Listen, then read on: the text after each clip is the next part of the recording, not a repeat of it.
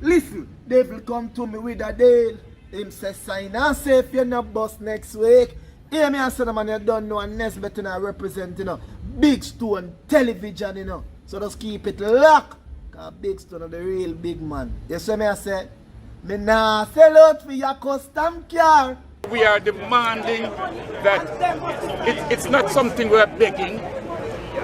In other words, the unpaid wages that you had our people working from sunrise to sunset on the cane fields that build your economy, the economies of Liverpool, the economies of Bristol, the economies of London were built on the blood, sweat and tears of the Africans.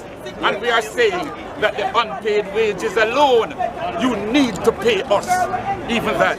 And I don't reach the part where you cut off our hands and our foot when we try to escape. I don't reach the point where you, on the barracoons of Africa, when you murdered many of us because you took on board a certain amount, knowing that 1/3 of I and I, in some instances, half the amount is going to die on the Middle Passage.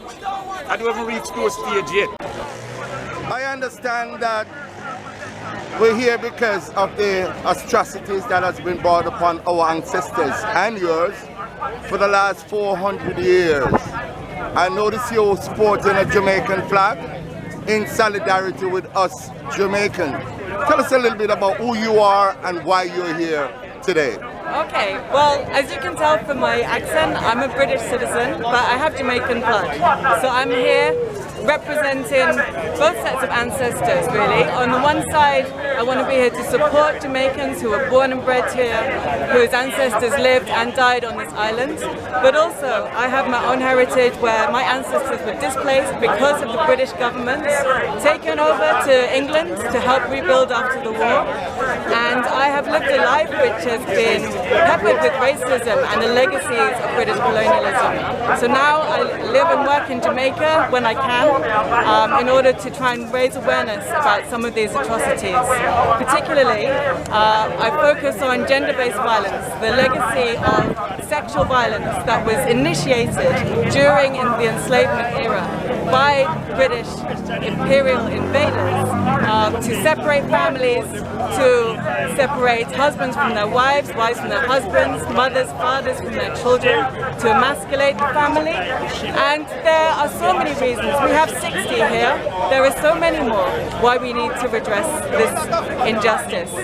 If you had an opportunity to speak with the Prince, what would you say to him personally? I would say to him personally that he needs to take individual action himself as the future head of state and a British citizen to really shift the discourse, the public discourse, the popular discourse in England.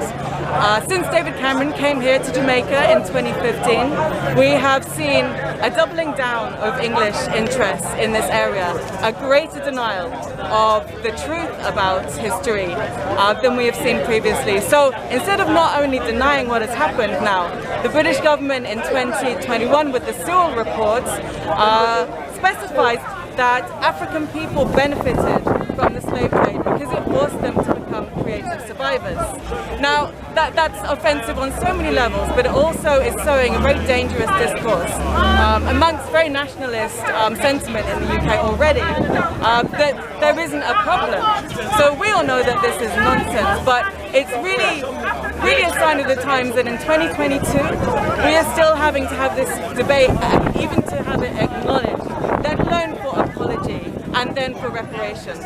Whereas countries all over the world are taking these steps, these difficult steps. Germany recently has given, however tokenistic, but has given some reparations to Namibia, for example.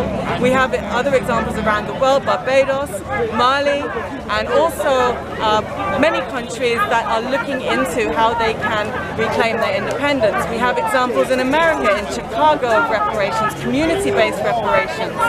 And yet, in the UK, there is nothing but denial. We have examples in Canada, First Nation reparations, re-education reparations. All these things are coming out now. We have the comfort women receiving apology, at least, from the Japanese government for atrocities in the Second World War. So why is it, Prince William, why is it that we cannot even have the debates in England? Why are British people powers that be too scared to even entertain it as a topic worthy of discussion. Thank you so much for talking to me. No problem. Enjoy the rest of your day. Thank you. So all I'm saying is, brothers and sisters, we are making this demand, and we are saying that you come here, and unless you settle that issue of compensation, of damages, of reparations, then we can never keep quiet.